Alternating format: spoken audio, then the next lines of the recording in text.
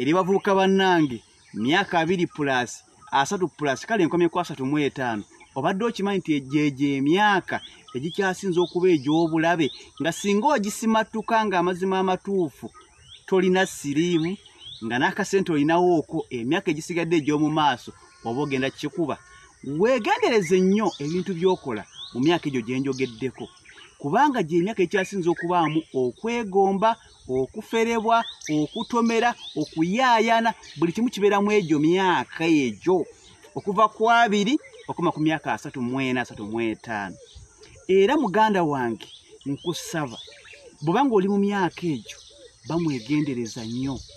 Bw'oba olina emmotoka givuge n'obuvunaanyizibwa kubanga gye emyaka ekyasinza okuwaga. Oba n'essente ng'olinga agamba amazima amatuufu ku nsi we yakasooka okuziraba naye ng'abasajja balina ssente teboogera. Mwegyo emyaka era omuvubuka gw'osanga ali mwegyo emyaka nga nakye yeekoleddewo ekyamakulu ate gwe muganda wange obeera muzira. Kuba ffenna abagirimu muganda wange tugezaako okulaba ng'amazima tulwana tulabe ng'amazima tufuka abantu ab'obuvunaanyizibwa naye ng'emyaka gikusika gigamba ssebo teweegulumiza tukyakwagala wano. Kati muvubuka munnange ali mu myaka egyo gikozese bulungi. Okusookera ddala nyamba weewala obugagga obw'amangu. Obugagga bw'amangu buno eno buyinza okukuleetera okukola ensobi eiza n'ottibwa oba n'osibibwa.